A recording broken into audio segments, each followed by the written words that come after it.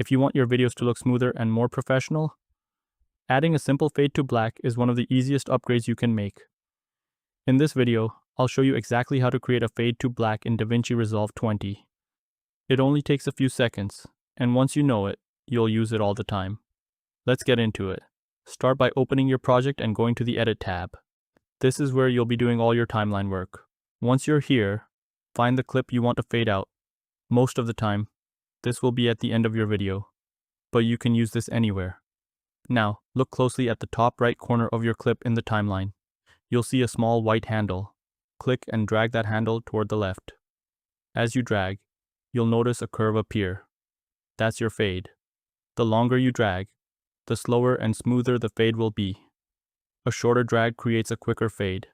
That's it. You've just created a fade to black. If you play it back, you'll see your clip smoothly fade out instead of cutting abruptly. Now, here's something important. If your background isn't already black, the fade might not look right. In that case, you'll want to make sure there's nothing underneath your clip on the timeline, so it fades into a black screen.